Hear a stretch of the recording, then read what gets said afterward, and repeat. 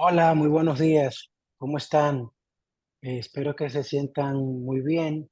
Gracias por acompañarnos en esta otra entrega de otro webinar bastante interesante que ofrece el Club de Gestión de Riesgos de la República Dominicana a toda su membresía y a todo el público interesado. En esta ocasión vamos a ver de la mano de Omar el segundo webinar de una serie de webinars sobre inteligencia artificial, en donde en esta ocasión vamos a conversar sobre redes neuronales y finanzas, aplicaciones en la valoración de derivados y en la gestión de riesgos. Eh, Luego, como saben, es una serie que tendrá otros dos webinarios más adelante, los cuales serán oportunamente informados la fecha y las generales del webinar, para luego culminar con una actividad presencial que estaríamos realizando para nuestras membresías. En esta ocasión, como la vez anterior, el expositor va a ser el señor Omar Bayrán. Omar Bayrán tiene más de 20 años de experiencia en el sector financiero y está certificado con certificaciones tan importantes como la FRM, ofrecida por el GARP, la CFA y también la CQF. También realizó una maestría, un MBA en el Florida International University, y también realizó otras maestrías en legislación económica y derecho corporativo. Y obtuvo su licenciatura de Derecho como abogado en la Pontificia Universidad Católica Madre Maestra. Actualmente se desempeña como vicepresidente en una institución financiera de nuestro país y participa también en consejos de administración de otras empresas locales.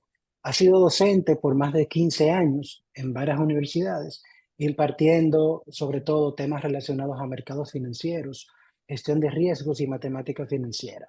Es decir, que quién mejor que Omar para que nos exponga y nos presente con todos los conocimientos que ya tiene acumulado, que nos presente estos temas y que podamos aprender y tener sus opiniones y sus experiencias.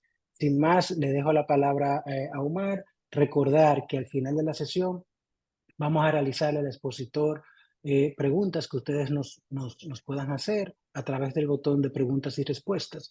Y con mucho gusto yo se la haría a Omar al final de la exposición. Espero que sea de su provecho. Omar, el escenario es tuyo. Muchas gracias. Bien, muchas gracias, Carlos. Muchas gracias a todos por su atención. Como ven, el tema de hoy que vamos a ver rápidamente está relacionado con las redes neuronales y sus aplicaciones en el sector financiero. Eh, Específicamente, algunas aplicaciones en valoraciones de derivados y la gestión de riesgo de manera puntual. El contenido de lo que veremos hoy son básicamente unos casos de uso que se van a ver muy rápidamente. Son esencialmente tres casos de uso. Y el último es bueno mencionar que es un caso de uso aplicado con unas nuevas metodologías que son parte de un proyecto de investigación que estoy realizando actualmente. Una nota para empezar de John Hopfield: las redes neuronales artificiales no son solamente un nuevo método, son en muchos casos diferentes de todos los métodos que ya han existido antes y son una herramienta más universal que cualquiera de los métodos anteriores. En el programa que tenemos previsto para hoy está organizado de esta forma. Primero, una parte introductoria en la que veremos de manera muy general a 30.000 pies de altura qué es una red neuronal. Luego vamos a ver tres aplicaciones puntuales, que es la aplicación de redes neuronales adversariales generativas, los que se conocen como GANs, para creación de datos sintéticos. También ver el uso de componentes principales y también de autocodificadores variacionales, que los BAES, que pueden ser utilizados para la reducción de dimensionalidad en los datos. Específicamente, los análisis de componentes principales ha sido utilizado para el análisis de curva de rendimientos y, digamos, expresar en componentes que representan la mayor cantidad de varianza de toda la información que está histórica de curvas de rendimientos, y de esta manera poder hacer análisis de sensibilidad o de stress testing de carteras y portafolios de instrumentos. Y por último, vamos a ver la aplicación de unos algoritmos nuevos en los que estoy investigando actualmente, que se están siendo desarrollados de manera, digamos, exploratoria para identificar nuevas metodologías de optimización de redes neuronales, y al mismo tiempo veremos una aplicación de diferentes algoritmos similares para la determinación de precios de instrumentos financieros, específicamente las opciones financieras. Serían opciones europeas financieras. Bien, de manera introductoria, las redes neuronales son modelos computacionales y se inspiran, como bien lo dice el nombre, en el funcionamiento del cerebro humano. Aunque distan mucho de ser una red neuronal, distan mucho de ser algo parecido a lo que efectivamente hace el cerebro, digamos que se inspira inicialmente en esa forma como se identifica que funciona una neurona que dispara en un momento de un estímulo. Pueden ser aplicadas a todo tipo de tareas, y puede ser tanto sea una tarea que requiera una optimización de una función, pues la red neuronal es básicamente eso, una función grande. Si queremos pensar de manera intuitiva en qué es una red neuronal, podríamos pensar que efectivamente es una función matemática que tiene una entrada y da como resultado datos de salida. Pero finalmente es una función compleja que captura entonces información que normalmente no capturan funciones simples, lineales, y precisamente en esta captura de datos de información no lineal que las redes neuronales son efectivamente útiles y pueden dar una ventaja en la forma en cómo aplicamos esta herramienta para nuestro día a día. Se fundamentan en la simulación de lo que se entendía que era el comportamiento de esas unidades básicas, pero luego se ha evidenciado que no es la forma como efectivamente funcionan las neuronas, y no obstante eso, nuestras redes neuronales artificiales pues dan muy buenos resultados. De manera histórica, eh, no estamos hablando aquí de un tema nuevo. Desde antes de los años 50 empezamos a hacer investigaciones sobre eh, redes neuronales, y lo primero, digamos, fue el concepto del perceptrón. Digamos, este fue realmente el segundo intento de encontrar una metodología inspirada en la forma como funciona una neurona cerebral. Y el perceptrón de Rosenblatt fue exitoso hasta un punto. El problema que tuvo esta metodología, que fue aplicada, aquí ustedes ven en esta foto, a la derecha, la parte de abajo, este era el equipo que se utilizó para implementar el perceptrón de Rosenblatt.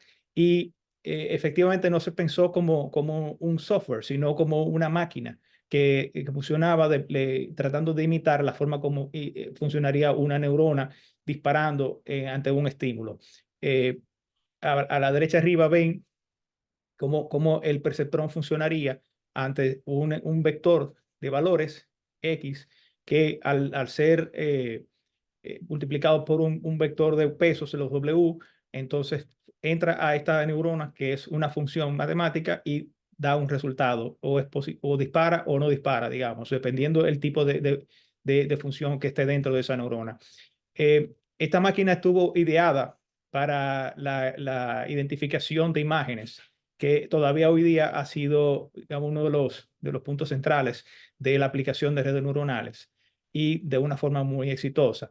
Después ocurrió que el perceptrón de Rosenblatt se demostró que no podía capturar información no lineal, y esto entonces dejó estancada el desarrollo de la investigación sobre redes neuronales por muchos años. Luego vino la idea de crear funciones de activación eh, más complejas, y vino también la idea de crear múltiples capas de redes neuronales, y con estas funciones de activación más las capas de las redes neuronales es que entonces se da el paso hacia la captura de datos e información no lineal dentro de nuestra data. Bien, el propósito precisamente de esas funciones de activación es capturar la relación no lineal que puede haber entre múltiples variables. Y son precisamente las características deseables son que sean funciones continuas, que sean diferenciables y que sean funciones no lineales, como puede ver aquí a la derecha. La forma también, otra metodología importante que fue un gran paso de avance es el algoritmo de propagación hacia adelante y luego propagación hacia atrás, retropropagación. Ustedes ven aquí un dibujo que representa una red neuronal. Los puntos amarillos son los datos de entrada y a la derecha están las neuronas, las capas de neuronas ocultas y un valor de salida. Estas capas, digamos, se parametrizan, entran los datos y obtienes un resultado.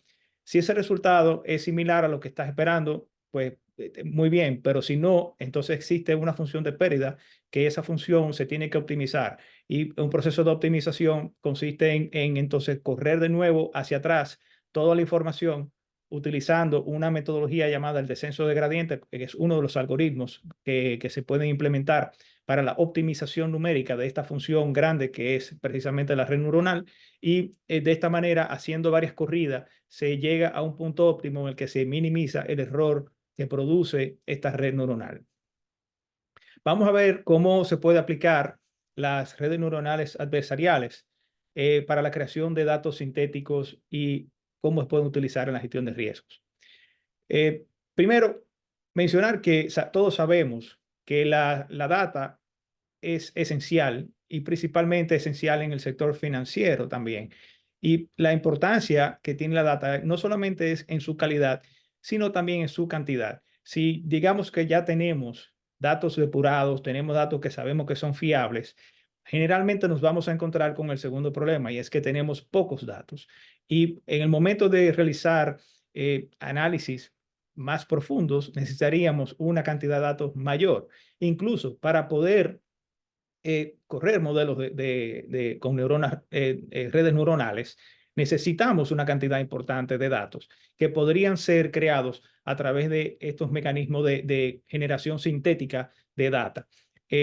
Primero, estos datos son esenciales para identificar riesgos, son esenciales para modelar nuestros riesgos. Incluso para realizar pruebas de estrés necesitamos tener datos suficientes que representen muchos escenarios diferentes históricos y también a partir de ahí poder extrapolar esto y a través de diferentes metodologías, por ejemplo, con simulaciones de Monte Carlo, poder extrapolar esto hacia el futuro, identificando cómo podrían ser escenarios, cómo podrían producirse escenarios adversos de estrés para una entidad financiera o para el sistema financiero total.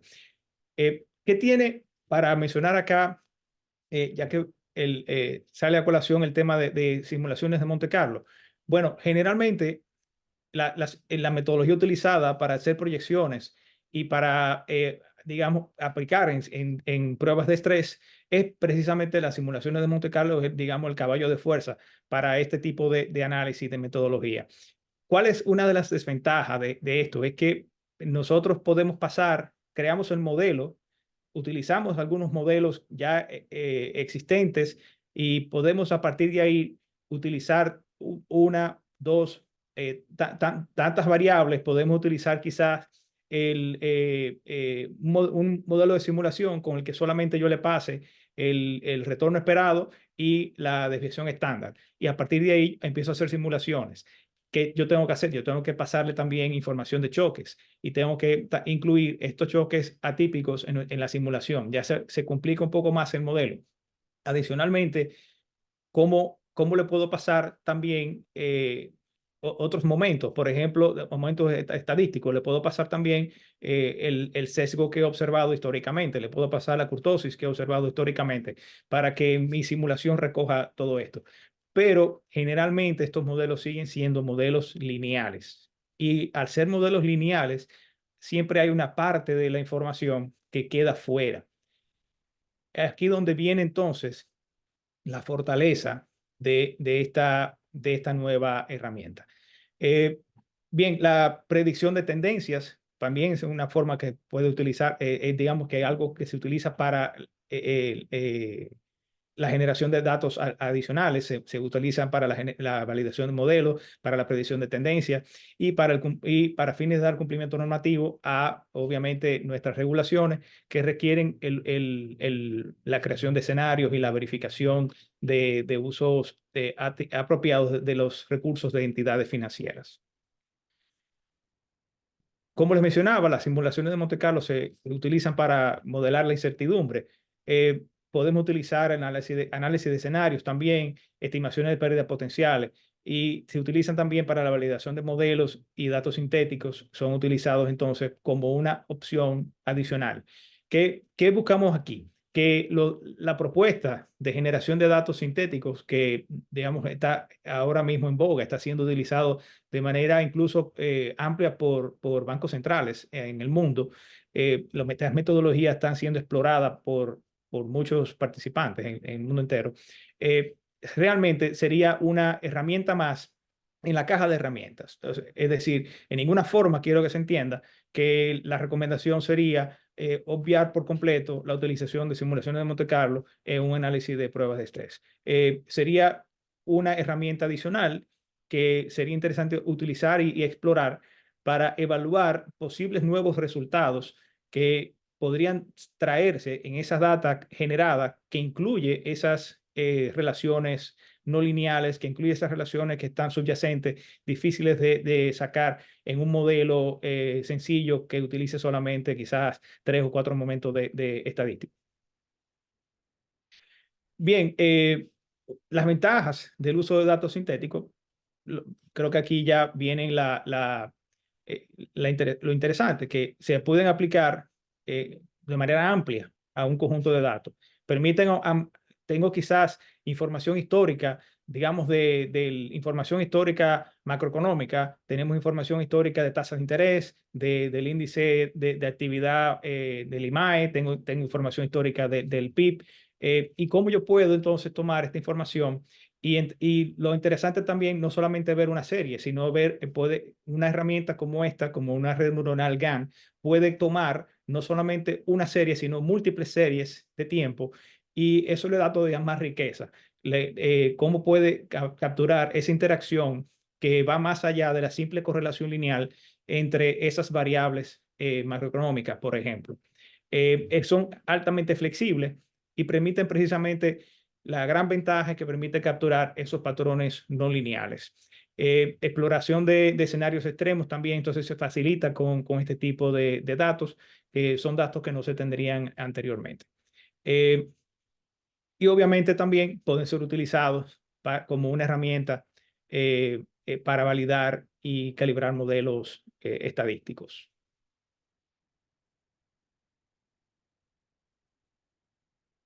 Perdón. Bien, también obviamente tienen sus desventajas.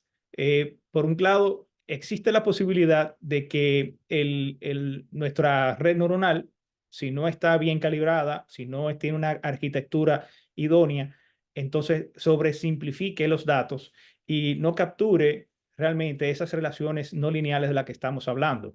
Puede ocurrir que al ser un modelo, al utilizar que sea un modelo sencillo, obtengamos datos, digamos, una serie sintética de datos cuyos valores estadísticos descriptivos pueden ser muy similares a los de los datos originales y podrían quizás, desde un punto de vista de los primeros momentos de estadístico, parecer similares o que provienen del mismo proceso generador aleatorio.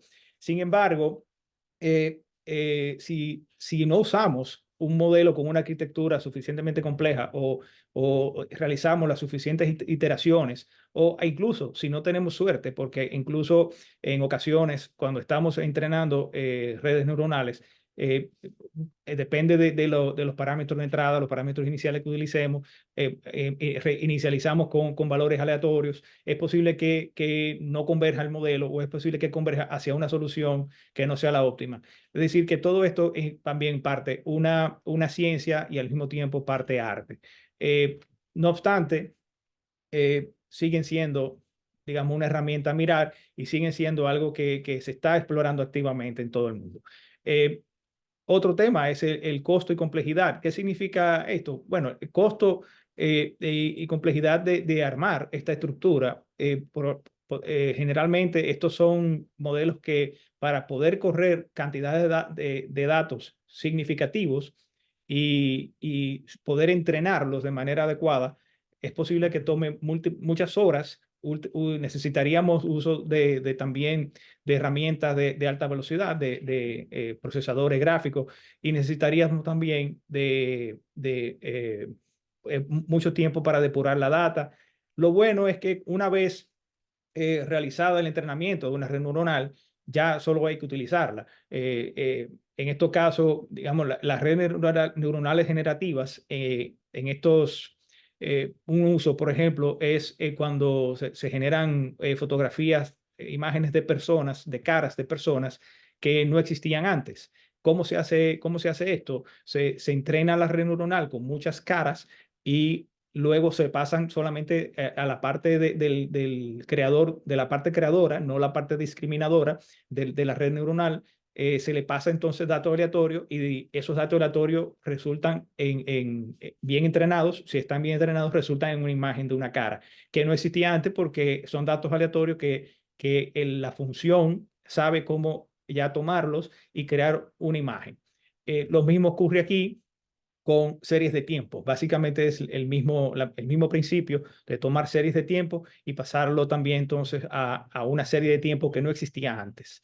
Sin embargo, que recoge las características de los procesos generadores fundamentales de la serie de tiempo con las que se ha entrenado. Bien, otro tema sería temas regulatorios. Es posible que también al ver estas posibles limitaciones y complejidades de la implementación de estos modelos, pues se limite de alguna forma el uso para realizar ejercicios tan importantes como, por ejemplo, prueba de estrés. Bien, de manera ya formal, ¿qué es una red neuronal generadora, adversarial generadora? Bien, primero es que pensemos en una estructura en la que existen dos redes neuronales, no una sola, y se va a entrenar de forma separada y luego de forma conjunta. Estas redes son adversarias y se va a entrenar la red discriminadora, se va a entrenar de manera primero y se va a verificar cómo esta red puede identificar cómo produce un valor 1, digamos, si es correcto, o un valor 0, si no es correcto, que la información, las informaciones que se le están pasando, los datos que se están pasando se parecen. Se entrena esta parte de la red y luego se entrena la red completa, pasándole de lo que se produce de la red generadora hacia esa red discriminadora. Eh, es un proceso de entrenamiento un poco engorroso, un poco laborioso. Se debe entrenar primero esa parte, luego se entrenan conjuntamente y luego la red generadora en principio aprende suficientemente bien a generar datos similares a los que ha observado, de manera tal que puede engañar a esa red discriminadora y hacer que determine que esos datos provienen precisamente de la data real y no de la data sintética.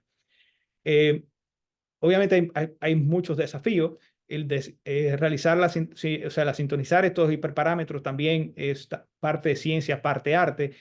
No solamente, digamos que es válido e importante el entendimiento cuantitativo de cómo funcionan estas herramientas, sino también aplicarlos y hacer experimentos. Realmente no hay una forma única ni una forma única ni problema único que pueden ser abordados por las redes neuronales. Las redes neuronales son herramientas tan amplias y tan flexibles que podrían ser aplicadas realmente para cualquier tipo de solución. Eh, Hacia el futuro, a pesar de estos desafíos, se ha demostrado que da un buen resultado, que realmente puede lograrse obtener datos generados sintéticamente por redes neuronales que simulan de forma muy precisa el comportamiento de los datos que han sido observados con los que se entrenan estas redes neuronales. Aquí vemos uno de los ejercicios primeros para los cuales se utilizaron estas redes neuronales adversariales eh, generativas, y es la generación de datos a partir de imágenes. Eh, en finanzas, donde los datos son limitados, el aumento de datos puede resultar también en un aporte valioso. Ese aumento de datos puede aumentar la calidad y la diversidad de los datos cuando son datos generados sintéticamente de forma correcta. Y también estos datos sintéticos eh, imitan las propiedades estadísticas de los datos reales, lo cual eh, recoge no solamente los primeros quizás 2 o 3 momentos, quizás al cuarto momento para un proceso de simulación, sino que recogen relaciones que están ocultas y son muy difíciles de identificar en series de tiempos que quizás no determinamos que están correlacionadas y realmente no lo están, o que aparentemente no están correlacionadas y sí existe algún tipo de relación. Aquí esto es, digamos, un ejercicio sencillo. No, para fines de esta presentación, solamente vamos a utilizar un ejercicio sencillo de una serie de tiempo puntual que fue realizado con la serie de tiempo del IMAE, del Índice Mensual de Actividad Económica, que es publicado por el Banco Central. Y la data que está acá en la imagen es la data de las diferencias logarítmicas, es decir, de la variación porcentual logarítmica del índice. Y está a su vez normalizada para que los valores queden entre 0 y 1. Estos datos fueron recogidos desde el 31 de enero del 2007 hasta el 29 de febrero de 2024. Aquí vemos esta imagen. Estos son las variaciones porcentuales, es decir, lo que estamos modelando de este índice es su variación porcentual logarítmica. Bien, vamos entonces a ver la generación de múltiples escenarios. Vamos a hacer una red secuencial primero la red generadora, es una red secuencial de 4 capas. Cada una tiene 256, 512, 1024 y una neuronas. Esto me va a tomar la data aleatoria y va a pasar a darme un dato. Va a darme una observación determinada. La red discriminadora es una red secuencial de 3 capas. En este ejercicio lo estructuré de esta forma. 1024 neuronas en la primera capa oculta, 512 y luego una neurona. En el caso del discriminador, me va a pasar una neurona que va a tener un valor de 1 si efectivamente determina la red que ha sido entrenada discriminadora que es igual a la data, esos datos provienen de la serie de datos original, real, y 0 si no proviene de esa red de datos real. Las dimensiones de entrada para esa capa generadora le vamos a pasar un vector de 20 valores de ruido blanco. Se le pasa a la data generadora. El generador va a sacar un dato. Vamos a hacer esto en batches de 16 muestras para toda la data que tenemos. Y obviamente, importante aclarar que este proceso se hace con muestras aleatorias, pero al tratarse de una serie de tiempo, no son muestras aleatorias una a una, sino que son muestras aleatorias en secuencia, en orden, en el orden de la serie de tiempo. Y se sacan entonces esas secuencias partiendo de puntos diferentes de la serie de tiempo de manera aleatoria por múltiples batches, muchas veces, hasta que se entrena esa red. La dimensión de salida es 1, un valor determinado, y en este caso del entrenamiento fueron 500 epochs, porque por un tema de tiempo. Realmente el proceso de entrenamiento es un proceso lento, en este caso de estas redes neuronales.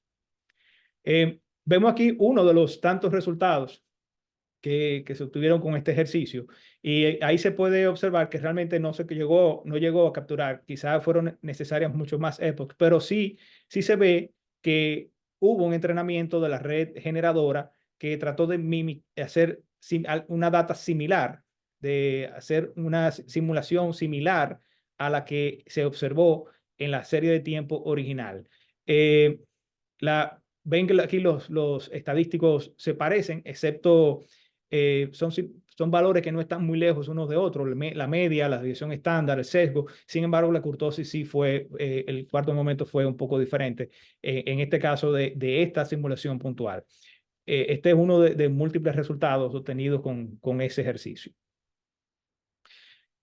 Bueno, una es, como le decía, una de las grandes ventajas de utilizar esta herramienta es que ya una vez entrenada, entrenar la red es un proceso engorroso, la arquitectura, entrenarla, eh, digamos, verificar, porque no se entrena una sola vez, hay que hacer múltiples intentos y 5.000 epochs es poco.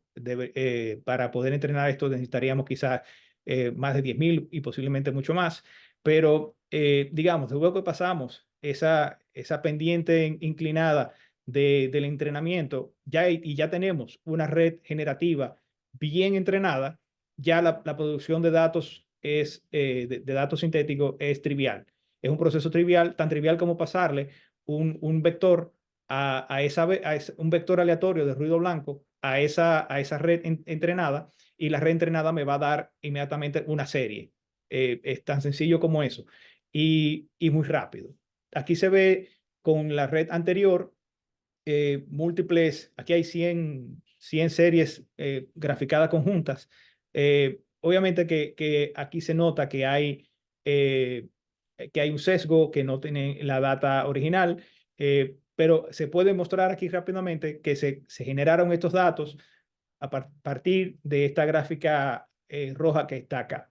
Algo que ocurre con mucha frecuencia es precisamente eso, que los datos no pasan de un punto, o están limitados hacia arriba o están limitados hacia abajo. Y precisamente ese es uno de los problemas que vienen en los momentos de entrenamiento a partir de la inicialización de los parámetros, y también a partir de los límites que le podemos poner. Una forma como usualmente se utiliza es con un soft training, que se le pasa límites para que empiece el entrenamiento de una forma, digamos, controlada, y luego entonces se le pasa esta data entrenada ya a un entrenamiento posterior. Bien, otra aplicación que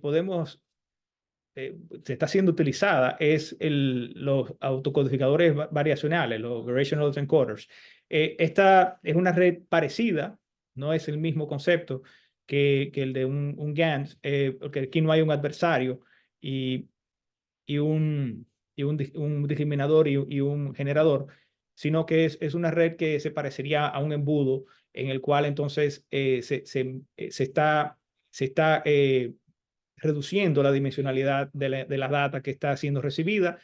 Se entra los datos la capa de entrada, y luego en la salida se verifica que los datos sean exactamente iguales.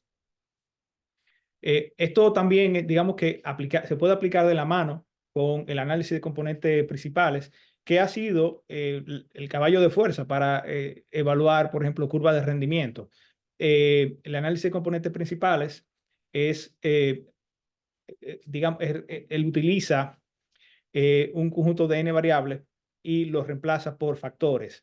Esos factores tienen la gran ventaja de que son ortogonales, y que yo puedo utilizar entonces uno o más factores de manera indiscriminada, eh, y dejar fuera los factores que tienen menos poder explicativo de la varianza de la data observada. Esto puede ser también utilizado para hacer pruebas de estrés, ver el impacto que tiene una variación en uno de esos factores sobre carteras. Puede ser también utilizado para hacer simulaciones a partir de esos factores. Y precisamente el objetivo es reducir la cantidad de datos, es reducir en este caso la cantidad de vectores que yo estoy utilizando para analizar mi data. Aquí abajo pueden ver la definición del autovalor y de autovector y autovalor, y precisamente tenemos una matriz que una matriz n por n con componentes reales. Entonces, siempre existe un valor lambda que se denomina el autovalor de esa matriz A. Y sí, solo si existe un vector diferente de cero llamado new en el plano complejo que hace que la matriz A multiplicada por ese vector sea igual al valor, autovalor, en este caso, lambda multiplicado por ese autovector también. Aquí de manera gráfica podemos ver datos en plano, en dos planos.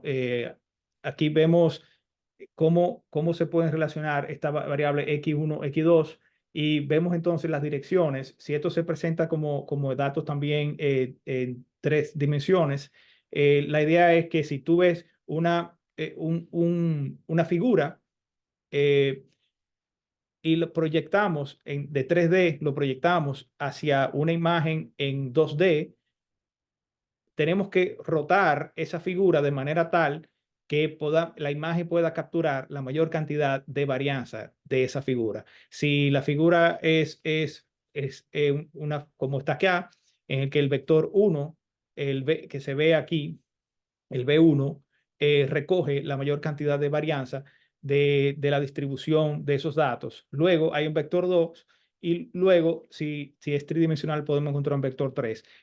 Acá en la derecha se pueden ver, si vemos solamente el primer componente principal, como la cantidad de varianza que está explicada en ese primer componente, en el segundo y luego en el tercero. Aquí se puede ver entonces un análisis que hicimos con datos de una serie histórica de rendimiento, en este caso con rendimientos históricos del Ministerio de Hacienda. Y vimos las curvas que se presentaron en múltiples días. De esas curvas de rendimiento se obtuvieron a partir de extrapolaciones lineales y a partir de estas curvas se obtienen los puntos de los rendimientos y a partir de esos puntos, de esos rendimientos, se crea la matriz y se crea los componentes principales. Aquí vemos, aplicamos la metodología y vemos los autovalores acá abajo y vemos acá en esta tabla de la derecha, de abajo, los autovectores. Se aplica la metodología de análisis de componentes principales y en el primer autovalor recoge, como ven acá, la mayor parte, la mayor proporción de la varianza, de toda la varianza de los datos que son observados y así consecutivamente los demás autovalores recogen esa varianza. En el caso entonces de los variational encoders, estamos hablando de algo diferente. Eso es una metodología muy diferente que no es lineal, precisamente es acá que digamos que sobresalen las redes neuronales y en este caso eh, creamos una red neuronal con una red de entrada, una capa primera que recibe la entrada de datos observados, múltiples capas, luego esas capas se reducen a una cantidad inferior de capas que luego se replica como un espejo hacia la otra salida, hacia la capa ya que va hacia la salida y se entrena la red de manera tal que la función de pérdida, es decir, la función que debe ser optimizada, sea que los valores que de entrada deben ser exactamente igual a los valores de salida. Si esto se logra, entonces ya tenemos una red entrenada y vamos entonces a ese vector, a ese vector que está en el centro de nuestra matriz, que se representa por nuestra red, y ese vector entonces es más reducido y tiene información precisamente con la dimensionalidad de los datos capturada en una cantidad menor de vectores. Si no se logra, entonces, si no se logra ese entrenamiento, debe ajustarse la cantidad de ese vector. Lo idóneo sería lograr el entrenamiento con los datos de entrada con una cantidad muy pequeña de ese vector central y luego obtener de vuelta los mismos valores exactamente. Y al haber entrenado esto, entonces tendríamos una red ya que nos da información sobre datos, sobre la dimensionalidad reducida de los datos. ¿Qué significa esto? Que es lo mismo que análisis de componentes principales. No, no es lo mismo. El análisis de componentes principales utiliza metodologías estadísticas que utiliza rotación de los datos para reducir la dimensionalidad y capturar la mayor cantidad de varianza, y utiliza entonces una metodología ortogonal, es decir, que es completamente lineal. En este caso, se captura de manera empírica la información y el resultado incluye también información no lineal. Esto, digamos que todavía es en fase experimental. Lo veo como una forma de complementar una metodología ya tan ampliamente utilizada por muchos años, como el análisis de componentes principales, que ya digamos que es parte como un clásico del análisis de curva de rendimiento, por ejemplo, versus esta nueva metodología, y se podría comparar el resultado de esa evaluación de ese vector reducido, compararlo con los resultados del análisis de componentes principales. Los BAEs, los Variational Autoencoders, tienen entonces como les mencionaba, esta representación latente, parten de que existe una distribución latente. Es decir, que existen variables que siguen una distribución probabilística, y digamos, el concepto es tan sencillo, el concepto, como tener una capa de entrada, reducir la dimensión, incrementar la dimensión de vuelta y producir la misma data de vuelta. Esto se logra entrenar precisamente con el muestreo estocástico y de las variables, y existe también metodología para optimizar este proceso de entrenamiento de las redes. Y una vez se entrena, ya tenemos también, al igual que lo anterior, una red entrenada que solamente necesita utilizarse esta porción de la red para identificar cómo puede impactar movimientos o, digamos, pequeñas perturbaciones a estas variables que están recogidas en ese vector. Más o menos ya he cubierto esto. Para fines de acelerar un poquito, vamos a ver eh, esta última parte sobre nuevos algoritmos de optimización y una aplicación de redes neuronales para la valoración de decisiones financieras. Estos algoritmos son inspirados en el algoritmo más utilizado en redes neuronales, que es el descenso de gradiente. En este caso, esto es una investigación que fue presentada el año pasado, en diciembre del año pasado, y también sigue en curso futuras proyecciones de esta investigación. Primero, que como hipótesis se postula que la aplicación de derivadas fraccionarias, particularmente la fraccionaria conformable, en ese proceso de optimización de redes neuronales, conduce a mejoras significativas en la captura de dependencia de largo plazo, memoria y comportamiento no locales de los datos. Se espera que esta mejora se manifieste en una mayor precisión de predicción y una convergencia más rápida, que requiere un número mucho menor de epochs en el proceso de entrenamiento, en comparación con los métodos tradicionales de optimización por descenso del gradiente. La pregunta de investigación es cómo las derivadas fraccionarias, especialmente la derivada fraccionaria conformable aplicada a la optimización por descenso de gradiente, mejoran las capacidades de las redes neuronales en diversos dominios en comparación con métodos tradicionales de optimización de redes neuronales. Necesitamos revisar un poco qué es una derivada fraccionaria. Digamos que la derivada fraccionaria es una generalización de las derivadas que conocemos usualmente de orden entero, primera, segunda, tercera, cuarta derivada, y surgen como la pregunta no son un concepto realmente nuevo. De hecho, existe documentación de correspondencias en lo que Leibniz y L'Hopital se preguntaban qué es la derivada un medio de una función. Y desde ese entonces se estuvo investigando que la derivada también la integral, no como lo vemos quizás normalmente de la aplicación lineal de una derivada 1, 2, 3, sino como un operador. Es decir, en este caso es mejor ver la derivada como un operador, como algo que le ocurre a una función y esa función entonces se refleja, cambia de una forma determinada.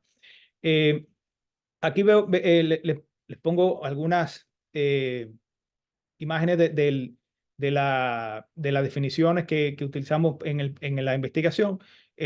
Digamos, la derivada fraccionaria más conocida son esta de Riemann-Liouville y la derivada de Caputo. Ambas derivadas utilizan esta función que está aquí abajo, la función gamma de Euler, que es una función relativamente compleja de calcular por métodos iterativos y hace que entonces el cálculo de estas derivadas sea un poco más difícil. Eh, Estos resultados de derivada de Riemann y de Caputo, entre muchas otras, existen muchas investigaciones sobre diferentes metodologías para obtención de la derivada fraccionaria, que quizás es un mal nombre porque es la derivada de cualquier orden, puede ser incluso un número imaginario. Eh, Puede tomar parte de este resultado de la integral de Cauchy, que es lo que nos permite crear la integral como operador. Y fíjense que aunque es una derivada, la función incluye una integral. Y la forma como se obtienen es precisamente integrando con la función inversa de integrar, pero con la aplicación del operador de Cauchy, y este es el resultado de la inversa entonces de ese proceso de integración. Eh, en el año 2014 surgió una investigación interesante que propone la derivada fraccionaria conformable y esta función que ustedes ven abajo. Esa derivada conformable tiene la gran ventaja de que es una aproximación numérica, se puede utilizar en métodos numéricos, lo cual ya es por sí una gran ventaja de la simplicidad. Los métodos numéricos que se utilizan, que se desarrollan a partir de las otras derivadas fraccionarias son más complejos. eh, Aquí tenemos un método mucho más sencillo y al mismo tiempo obvia la función gamma, que como le decía es muy compleja en su cálculo. Eh, Aquí vemos otro aporte que fue en el 2020 de la derivada fraccionaria conformable modificada, que tiene un comportamiento más parecido a la de Riemann-Liouville y Caputo, es decir, que tiene un comportamiento más parecido al concepto analítico de las derivadas obtenidas de manera por integración y no por métodos numéricos. Esta es una imagen que muestra cómo se comportan diferentes derivadas fraccionarias de diferente orden. Aquí a la izquierda ustedes ven, esta es la función sigmoide. La función sigmoide es la que vamos a utilizar para la optimización de la red neuronal. Y esa línea negra en el centro es la función sigmoide y las otras líneas son las derivadas fraccionarias. La primera derivada es la línea roja. Esta línea roja es la primera derivada de la función sigmoide y las otras líneas son las derivadas de orden 0.5, 75, 0.9. Y aquí pueden ver que efectivamente no todas las derivadas dan un mismo resultado. Como una forma de ilustrar también una aplicación, aquí pueden ver un sistema de ecuaciones diferenciales muy sencillo, de ecuaciones diferenciales ordinarias, y va a utilizar acá una metodología para resolver estas ecuaciones numéricas, utilizando el método de Euler y también utilizando el método de Euler fraccionario. La integral fraccionaria la pueden ver acá abajo y esta imagen muestra el resultado de la aplicación de este método de Euler, que es un método básico de métodos numéricos para solución de ecuaciones diferenciales ordinarias. Y en la izquierda se ve, digamos, aquí están las dos funciones, la función amarilla, la función roja y la función azul, los valores que va tomando la función según se va resolviendo el método. Y abajo pueden ver que este círculo representa soluciones por aproximación que no convergen. Y en el caso de la derecha, se utiliza el método de Euler de convergencia fraccional, Y al utilizar, en lugar de la primera derivada, como utiliza el método de la izquierda, se utiliza un método de derivada fraccionaria, el método converge y se obtiene el valor puntual que precisamente es la solución a la ecuación, al sistema de ecuaciones diferenciales. Esto da entonces luz a para qué se podría utilizar, y precisamente una red neuronal, volvemos a decir que es un sistema, es una gran función, es un sistema de funciones dentro de funciones que tienen que ser optimizados. Y se plantea entonces el método de descenso de gradiente fraccionario, y en este caso la investigación implica el uso de diferentes tipos de derivadas programadas dentro de este algoritmo del descenso de gradiente fraccionario. Y esto que ven a la derecha es básicamente el mismo algoritmo de descenso de gradiente, pero aquí la diferencia está en que en el momento en que se hace la propagación hacia atrás, no sé si se puede ver abajo que ese valor nabla tiene un alfa arriba, y ese alfa es precisamente el orden de diferenciación fraccionaria, que puede ser un medio, no necesariamente tiene que ser uno, como el método de descenso de gradiente tradicional. Esto es un experimento de cómo se tiene una función objetivo y se aplica entonces ese método de gradiente con diferentes métodos de derivadas fraccionarias. Esto es simplemente una función sencilla y aplicar el método de descenso de gradiente, y se puede ver el resultado de cuál método converge más rápidamente a una solución. Voy a pasar un poco rápido por tema de tiempo para poder llegar al resultado del ejercicio.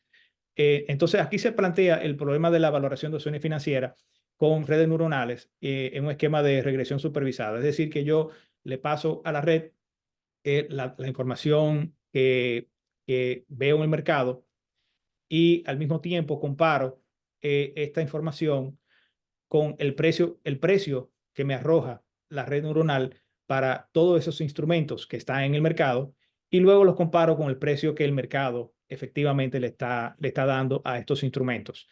Eh, el entrenamiento consiste en optimizar la red de manera tal que el resultado del precio sea exactamente igual al resultado del precio observado, habiéndole pasado todas las otras variables que estamos pasando. Las variables son estas: el precio de mercado, el activo subyacente, el precio de ejercicio de la opción, tasa de retorno, dividendo, tasa de interés libre de riesgo, volatilidad y tiempo hasta el vencimiento de la opción.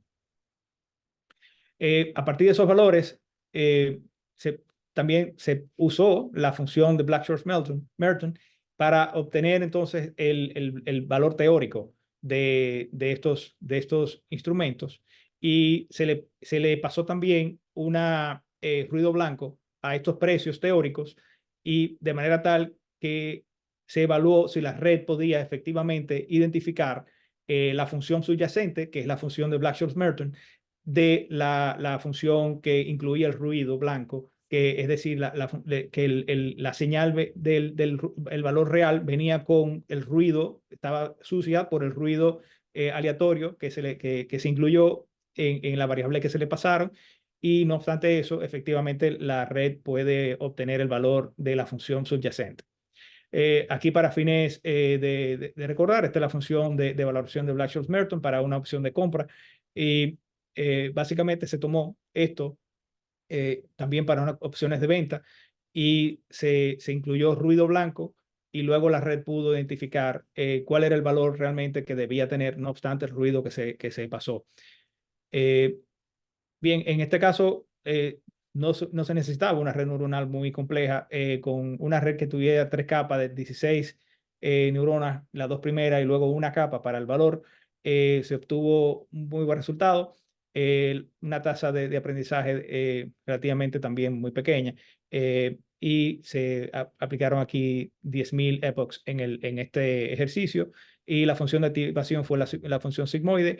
Pero precisamente los métodos de optimización que se utilizaron incluyen el descenso de gradiente normal, eh, digamos el descenso de gradiente con la derivada primera, o el gradiente como se conoce, y la derivada fraccionaria conformable, para obtener entonces el gradiente de orden 0.99, muy cercano a 1, la conformable modificada para un alfa de 0.95 y luego ir así iterando y evaluando cómo se comportaba el proceso de optimización, el proceso de entrenamiento de esa red neuronal utilizando diferentes orden de derivadas fraccionarias. Aquí se puede ver rápidamente los resultados. En todos los casos hubo convergencia. En todos los casos se obtuvo un valor con un error cuadrático relativamente razonable, considerando la cantidad de ruido blanco que se le había pasado. Eh, pero también lo más importante acá es fijarse en la cantidad de iteraciones que fueron necesarias hasta lograr la minimización de la función de pérdida a su valor mínimo. En el caso de descenso de gradiente, fueron necesarios 8.399 epochs. En el caso de la función de descenso de gradiente con un alfa, es decir, una derivada 0.99 en lugar de una primera derivada, fueron necesarias 7.985. Se redujo la cantidad de epochs que fueron necesarias para llegar al valor óptimo de entrenamiento. Y en el caso, como pueden ver acá, de una derivada 0.95, con 5.000 epochs se logró un entrenamiento de la red. Y interesante que luego que se realiza lo mismo con una derivada de 0.75, la red quedó entrenada con 2.962 epochs en comparación con casi 3 veces la cantidad digamos, de tiempo para entrenamiento y la cantidad de epochs que se pasó para entrenarse con el descenso de gradiente normal. Eh, pero esto sigue. Luego aplicamos el punto 5, una derivada punto 5, la fraccionaria punto 5, y luego una fraccionaria punto 3. Ya aquí no hubo una gran diferencia, es decir, que un valor de manera experimental se determinó que con un valor de la derivada fraccionaria, de un gradiente fraccionario de orden punto 5, punto 3, se obtiene un resultado mucho más óptimo que utilizando el descenso de gradiente normal. Eh, Bien, se logró entonces una eficiencia importante con la implementación de la derivada fraccionaria conformable modificada. La investigación evidenció el aumento significativo en la eficiencia del proceso de entrenamiento, una convergencia más rápida, con menos iteraciones, generalmente significa que necesitan menos recursos computacionales y tiempo para entrenar la red neuronal. La derivada fraccionaria conformable modificada evita la necesidad de calcular la función gamma, como les decía previamente, que también es algo muy importante en el momento que estamos estructurando métodos numéricos iterativos, porque cada vez que se llama esta función debe hacerse un nuevo cálculo y esto realmente pues, incrementa mucho el costo computacional. En este caso, pues con esa conformable modificada, la que fue propuesta, que les mostré previamente, que tiene un comportamiento más parecido a la derivada analítica, eh, se logró entonces un mucho mejor, muy mejor resultado. Y la optimización por retropropagación, esta fue mejorada de manera significativa, y estos resultados hacen que esta modalidad de algoritmo sean realmente una gran ventaja con comparación con el algoritmo de descenso de gradiente que generalmente es utilizado hoy día. Desafíos, obviamente que esto no es algo que es fácil implementar. Eh, la implementación de diferentes modalidades de descenso de gradiente fraccionario, hay que ver cómo reaccionan diferentes arquitecturas de redes neuronales. Aquí le mostré una investigación de un caso de aplicación con una red neuronal sencilla que puede ser entrenada en pocos minutos, pero en casos de arquitecturas mucho más complejas, sería necesario seguir la exploración, investigación para ver cómo interactúa estas derivadas fraccionarias en el proceso de optimización. Y también, pues, precisamente como investigación futura, sería interesante determinar el orden óptimo de la derivada fraccionaria que debe ser utilizado para cada tipo de arquitectura diferente que se utilizan hoy día, y cómo este método interactúa con otras técnicas, y también la integración de tasas de aprendizaje ajustables, porque en este caso la tasa de aprendizaje era fija. Eh, de hecho, algo que actualmente estoy investigando es que precisamente el uso de la derivada fraccionaria, como es un operador, resulta en una tasa implícitamente en una tasa de aprendizaje ajustable automáticamente, pero eso hay que demostrarlo y hay que evidenciarlo con investigaciones adicionales. Aquí algunas referencias, por si a algunas de ustedes le interesa investigar más sobre el tema. Y sin más, muchas gracias por su atención y quedo a la orden. Omar, muchas gracias por tu explicación, y a la vez te felicito por el dominio de estos temas tan específicos y técnicos. Sin lugar a dudas, esto es algo que generaría mucho valor en nuestros participantes y que puedan interiorizar y conocer los resultados y las pruebas que pudiste mostrarnos ahora y que puedan ser de su uso en sus funciones cotidianas. Entiendo que esto es material hasta para una especie de taller que podamos dar a la membresía un poco más práctico y digo para especie de taller, de workshop en donde trabajemos ya puntualmente en algo parecido. Durante la presentación tuve una pregunta que la tengo aquí, que la voy a hacer, que vino del público, que dice, mencionaste la importancia de la calidad y cantidad de datos para la gestión de riesgos y las simulaciones correspondientes. Pero conociendo lo limitado que puede ser la data en nuestros mercados, tanto en cantidad histórica y en algunos aspectos de la calidad, ¿qué nos recomiendas hacer para poder utilizar estas herramientas a pesar de esto? ¿Y qué retos tuviste relacionados a esto en tus investigaciones y cómo pudiste resolverla? Sí, excelente, excelente pregunta. Eh, bueno, claro está que la recomendación es sí.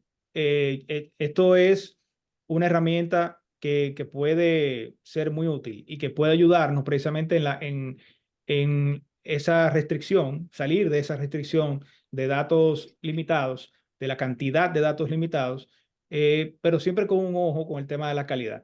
Eh, Son herramientas experimentales. Obviamente, tampoco es algo que estamos experimentándolo aquí por primera vez. Se está experimentando con esto desde ya hace un par de años.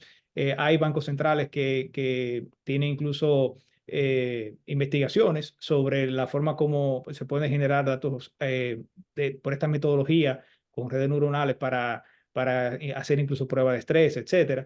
Eh, lo que yo diría, habiendo hecho, digamos, la investigación y habiendo hecho el ejercicio, eh, definitivamente no es un proceso fácil. Y es un proceso que, digamos, primero estructurar inicialmente la red y poder entrenarla de manera adecuada es un enorme reto, toma un tiempo enorme y también, digamos que todavía no queda claro cuál es la estructura idónea, en este caso de los LUGAMs, de las redes neuronales generativas. No queda claro cuál es la estructura idónea y además no existe o no debería existir una estructura idónea para todo tipo de problemas. Es decir, que sigue siendo un problema, un tema muy experimental. La recomendación sería sí utilizarlo. La recomendación sería utilizarlo con lupa porque los resultados como vieron, los resultados no siempre van a ser los resultados idóneos y la idea sería poder entrenar de una forma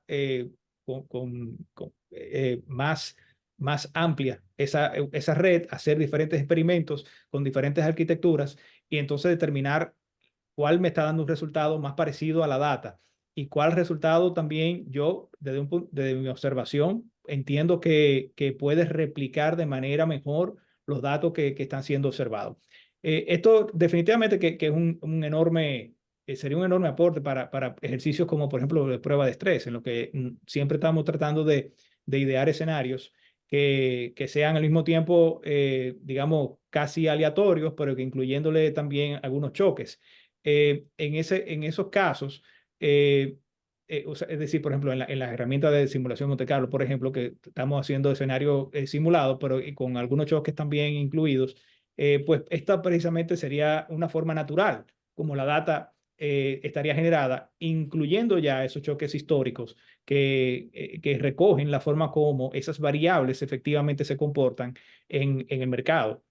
Es decir, para un wrap-up de la respuesta, el, la, la respuesta es sí, utilizarlo, eh, observar y analizar muy bien y tener mucho cuidado antes de decidirse por utilizar entonces ya una red entrenada para verificando bien que la data producida es efectivamente una data que refleja las variables intrínsecas de mis datos reales.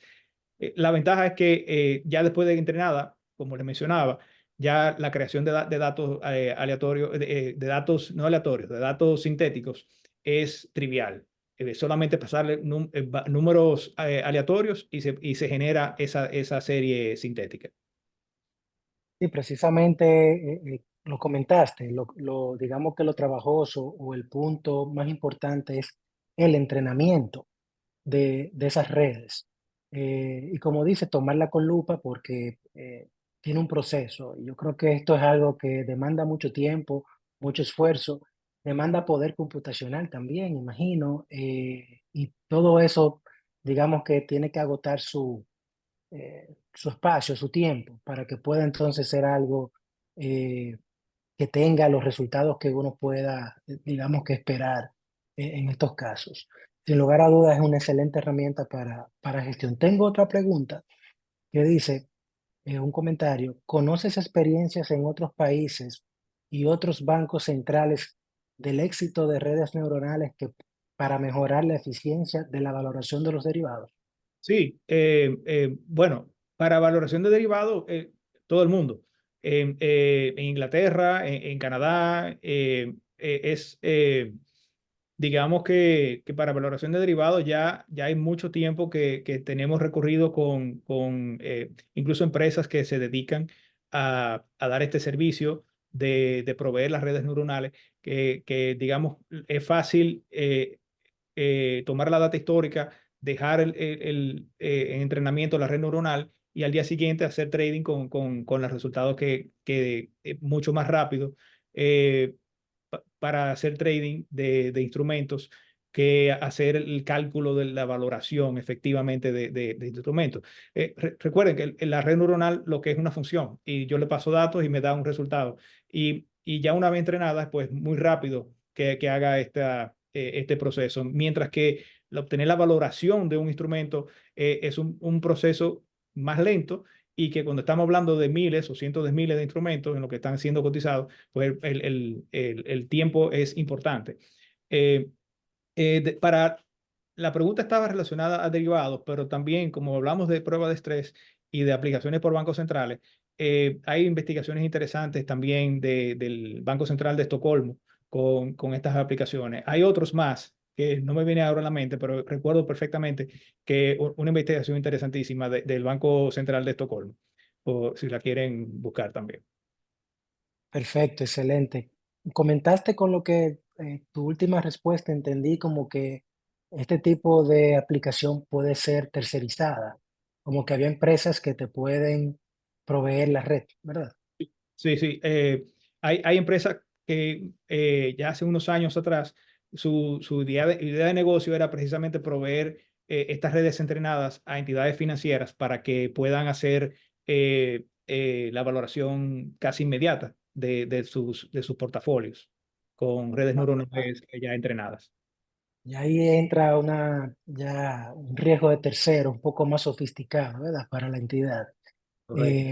porque digamos que no es algo sencillo y digamos que tercerizar un proceso complejo por una toma de decisión hace que la exposición de riesgo de terceros sea mucho más relevante. Sí, y hay otra empresa, no recuerdo su nombre, en California, que se dedica precisamente a la inspección de redes neuronales y esa sería la contraparte perfecta, que entonces tiene una herramienta que permite inspeccionar todas las capas de las redes neuronales y verificar si efectivamente quedó alguna con un componente aleatorio o si efectivamente hubo un entrenamiento apropiado. Es una herramienta muy interesante también. Eso está bastante interesante. muy interesante. Bueno, Omar, agradecer tu tiempo y espacio. Ya no tengo más preguntas de los asistentes. De verdad que esto es un tema que apasiona y como que uno siente que todavía uno no domina todo y que tiene la necesidad de seguir escuchando, aprendiendo, entendiendo. eh, por lo menos para mí, ¿verdad? Que es mi opinión. Y de verdad que me gusta mucho escuchar, sobre todo de personas como tú, que tienen ya varios pasos ganados al respecto, varios años de experiencia acumulada y de ejercicios realizados. O sea que es un lujo, un privilegio escuchar todo esto de ti. Te agradecemos mucho en nombre del club y el mío propio, tu tiempo, tu espacio. También agradecemos a todos los que participaron en este webinar. Y recuerden que vienen dos más relacionados al tema de inteligencia artificial, que queden atentos a nuestras redes y página web para los próximos encuentros. Muchas gracias a todos y tengan un feliz resto del día. Muchas Muchas- gracias. Buen día.